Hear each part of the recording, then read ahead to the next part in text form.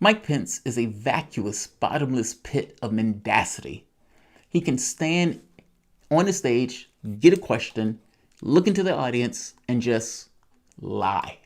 Flagrantly spin and misrepresent, because what he knows is that the public would not be on board for the truth that Pence and Trump are responsible for. Mike Pence has asked a very good question on this notion of how can you stand here and tell people to listen to the public or public officials when you yourself and your administration had a rally where 6,000 people came together, despite the fact that the Tulsa local administration didn't necessarily want you to do that.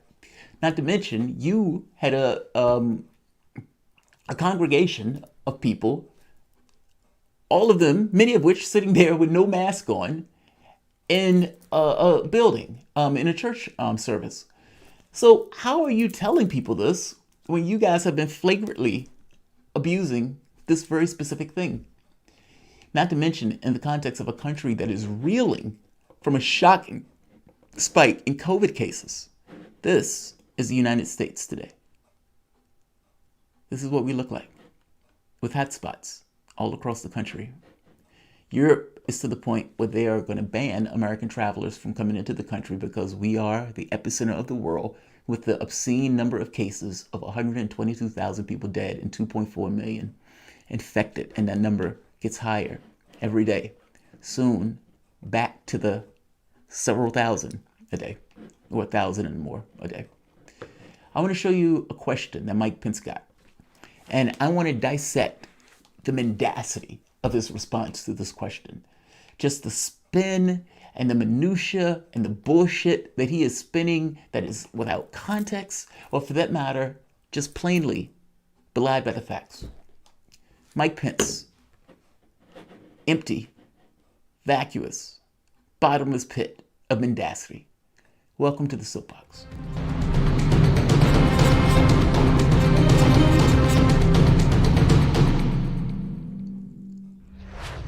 My name is Jamal Thomas. This is the Progressive Soapbox, late night soapbox. When real men can't sleep, they do the news.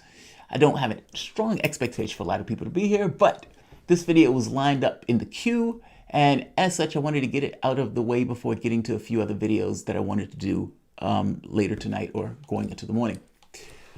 Mike Pence is a bullshitter. He has this old, gentle, elderly man feel about him, and he's honed that aspect into his cadence when he's addressing questions, especially questions that are hostile, that are trying to make a point, a legitimate point, that he doesn't necessarily want to entirely engage. Such took place today. Mike Pence has asked a question he doesn't necessarily want to answer, and he doesn't necessarily have a good answer for. So, in lieu of an actual, honest, fact-based answer, you have bullshit. Let's hear Pence give this ridiculous answer. Sound though, like you're saying, do as we say, not as we do. You're telling people to listen to local officials, but in Tulsa you defied local health officials to have an event that, even though you say it didn't result in a spike, dozens of Secret Service agents, dozens of campaign staffers are now quarantined after positive tests. And then in Arizona, one of the hardest hit states, you packed a church with young people who weren't wearing masks. So how can you say that the campaign is not part of the problem that Dr. Fauci laid out? Well, I want to remind you again that the freedom of speech and the right to peaceably assemble is enshrined in the Constitution of the United States. And even in a health crisis, the American people don't forfeit our constitutional rights. And working with state officials, as we did in Oklahoma and as we did in Arizona, we're creating settings where people can choose to participate in the political process. And now, just to make a basic technical point, just because something is quote unquote enshrined into the Constitution doesn't necessarily mean that people won't be put in jail for it. Eugene Debs was put in jail after trying to assert his First Amendment rights by criticizing the war in the First World War. He was put into a cage. You should go listen to his final speech. He was a labor leader, socialist labor leader. He was not let out until the next administration came into office.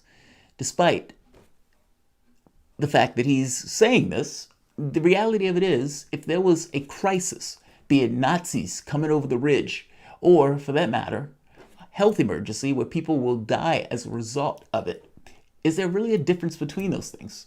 And do we really believe that the government would take dramatically different actions between those things if the end result was going to be life and limb? As a point of fact, anything that is put forward from a standpoint of law in regards to rights are not, by definition, real. There is no cosmic being that makes sure that certain rights and those rights are followed fairly and are dealt with equitably in regards to our political space. Nothing. As a flat fact, those things are just principles of law, legal fictions. If anything that you've been asserted or you've been approved of or given from the standpoint of a right that is under and enshrined in the Constitution can be, by definition, ripped away. For God's sake, we had slaves in this country, and those slaves were set up under law. As a point of fact, it being somewhat enshrined into the Constitution, or whatever he's trying to make this argument of, is not in and of itself a reason and an excuse to allow people to basically go out and get other people killed. No, the government has to take aggressive and assertive action to ensure the well-being of its population.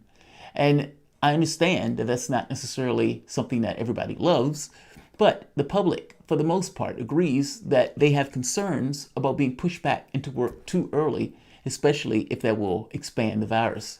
And the fact of the matter is, it has expanded the virus. Let's hear him continue with this. And we'll continue to do that. I think it's really important that we recognize how important freedom and personal responsibility are to this entire equation, but allowing younger Americans to understand, particularly in the counties that are most impacted, the unique challenges that we're facing. This is not freedom and personal responsibility. In fact, I would say it's the opposite of that. This notion that personal responsibility is going to deal with this issue is belied by the facts. Meaning the fact that the virus is expanding, the fact that more people have been infected, more ICUs have been getting filled, in fact, filled in many of these states to the levels of capacity, gets across that this is not a level of personal responsibility, especially when personal responsibility doesn't get you the results that you want. On the other point, people aren't radically free to choose in this situation.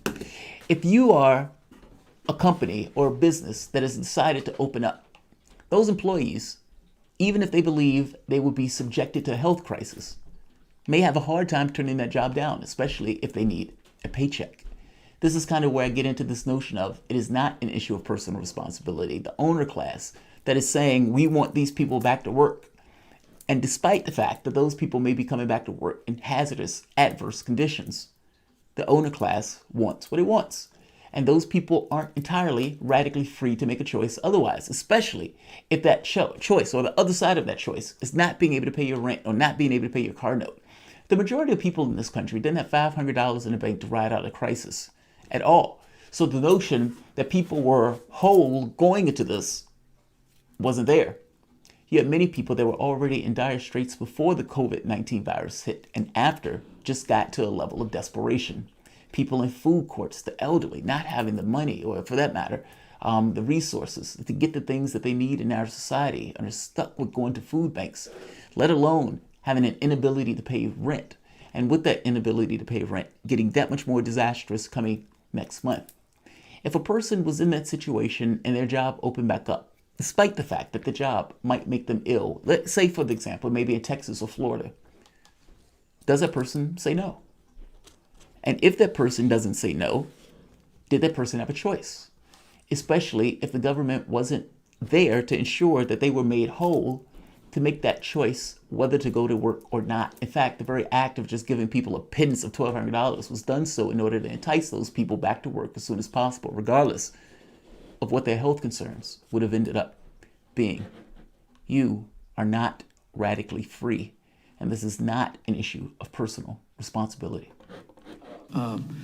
in their age group, we think is important. But look, it's so important that we recognize that as we issued guidance to reopen America now 2 months ago, and now as all 50 states are opening up our country again, people are going back to work, American everyday life is being restored kind of one step, one day at a time. I think it's important that we remind ourselves this is not a choice between the health of the American people and a strong economy. There are profound health implications to the lockdowns through which we just passed. I heard a statistic not long ago at a task force briefing that in one jurisdiction there'd been a 50% increase in the number of people presenting at emergency rooms having attempted suicide. I mean, there are profound mental health issues. There are profound economic issues. This is where Mike Pence shows his hand. When people bullshit me, I tend to think they're showing their hand. It was bad enough in the way that the speech was going, but to use suicide as a reason, as a justification, is just precious. What's the problem here that Mike Pence sought to use this particular nonsense in order to deal with? His problem here is that many people are concerned with going back to work early and how that would propagate the virus. They understood the logic of social distancing. The further apart you are, for the most part, we get it. We don't particularly like it, but we get it. Pence, in this argument about suicides, is there to deal with the notion that people are concerned about going back to work early, and it looks gross to send people back into a situation to which they will be potentially harmed for what looks like the owner class. Your administration was assiduously focused on ensuring that the owner class was made whole while having everybody else to basically scramble. And that's not even ensuring that most of the owner class made whole. Those checks and everything else that was going out was haphazard, and many of those larger corporations was able to get their hands on that cash, whereas everybody else got a pittance. It was left into basically dire situations. That's assuming their jobs wasn't able to be worked remotely. No, this specifically is to deal with this fact that it looks gross that your policies are designed to push people back to work for economic output, life, versus something that's not real. The reality of it is, the mental health issues, you've never cared about mental health before. No, the mental health issue could be a result of people not having access to the things that they need. You tell me, if you don't have the ability to pay rent next month, is that a stressful situation? If you don't have the ability to make car notes and pay for your kids to do X or to Y, or for that matter, to be able to buy your medications, is that a stressful situation? Especially if you're looking at next month and you have no idea how you're going to make your bills. You have no idea how you're going to feed yourself, or for that matter, how you're going to pay your rent. Is that not a stressful situation? Putting this stat out about the lockdown as if there weren't other things that was going on entirely from the standpoint of the lockdown that could have incentivized the suicide rate is just dishonest. And it's just an argument that is looking for a reason to make that argument. Meaning, this suicide argument is entirely there to justify the reopening of the economy. And I have to be honest, you have this virus spiking in many of these states. The notion that you're going to make this argument about suicides is just weak and desperate. It doesn't fly. I don't doubt that mental health issues could occur if people are separated. But I also don't doubt that those mental health issues are emboldened and made much worse by your government not attending to the material needs of the population itself. If you are looking for the preponderance of the reason that the mental health issues would occur, it would not necessarily be the social distancing in and of itself. It would be the things that come along with the social distancing that could have been mitigated by a government that took action to ensure that the people were made whole. There's a difference in those things, and that difference makes all the distinction between those things makes all the difference in the world in regards to how this should be understood. Our government failed us. That's how it needs to be understood. And this argument of reopening the economy in the midst of spiking numbers of this, he needs an excuse. This is the one he's throwing out. And it is a very weak one. People needing to be back to work. And And so our objective here today is just to make sure the American people know in 34 states, the cases are largely stable, and there's no combination of rising cases and rising positivity rates. That's a tribute to the American people. That's not true. I just did a story today with Texas and Florida. He wants to make this argument that basically the issue here is that we are doing more testing, and because we're doing more testing, that's the reason that we're getting the spike in the number of cases. Now, the catch here is, the problem with that argument is that the hospitalizations wouldn't change one iota. You could have had testing on every American citizen tomorrow. The number of hospitalizations from that would not increase if those people were not ill. I am making the point that it is a material change in our circumstances regarding the virus. It is not just a cosmetic figure of sorts. Meaning, it's not that people are looking at this and the only thing they're getting out of this is this kind of snapshot of testing. No, you're getting a real snapshot of an illness that has continued to propagate and has gotten that much worse as those societies and those communities reopen their economies. This is not just a quirk of testing. This is a real material difference in regards to the number of cases of COVID-19 and the number of people that are ill. And those people have been going to hospitals and filling up ICUs all the way up to the point where they are talking about using a stadium to put those beds in. Not just that, they've been using children's hospitals and nursing homes in order to basically accommodate the excess, because those states don't necessarily believe that they can accommodate it with the current hospital capacity that they have at their current disposal. This is not true. And in the 16 states we're focused on today, we simply want to equip particularly young people with the knowledge of the part that they can play in stemming the rising tide of new cases. Not because the coronavirus represents a significant threat to them. In most cases, it doesn't if you're a younger American. But because no younger American would ever want to spread the coronavirus to someone who would have a serious outcome. Whether they want to or not is irrelevant. They still may do it, not thinking about anybody other than themselves. This notion of personal responsibility, well, I think that has failed. I mean, if personal responsibility was going to work, you wouldn't have this spike and increase in COVID-19 cases. Not to mention, this idea of personal responsibility is belied by the fact that you're opening up the economy. It's one thing if there was a choice for people to go back to work, but that's not what we have at our disposal. You have people being forced back to work. That's not personal responsibility. That's not their responsibility at all. They're being forced into that situation. And the very fact that you're opening up work, what does that mean for the people who potentially will go to those stores or those bars? Those businesses are opening up. Implicit in those businesses opening up are for people to go to those businesses. So this idea that this is a personal responsibility issue and not a policy issue that you are taking that has been increasing these illnesses, and that the state governments that have been basically following you lockstep have basically shown an increase in the illness based on the policies that they've chosen to go with. Personal responsibility in this case has failed miserably. And I'm not sure that would work in a country where individuality is raised to the heights of almost religiosity. And as such, now you're telling those people to work collectively. The bulk of the population did indeed work collectively, and a lot of those people were wearing masks and everything else. However, the moment that you reopen the economy, those people don't think there's an issue anymore. And they could look at what Trump is talking about, and they go out to their bars, they go out to their restaurants, and they do their thing. And you're shocked that that would create an increase in the number of viruses. Was it personal responsibility when all those young kids were there sitting with you in the congregation without a mask on as you gave some bullshit sermon? It wasn't. I guess I'm making the point that the personal responsibility thing has failed. Policy regarding social distancing worked. And in abandoning that policy of social distancing, you've reaped the wrath of basically reality itself. I'll end this here. I have a few more that I want to do tonight. So like, share, and subscribe.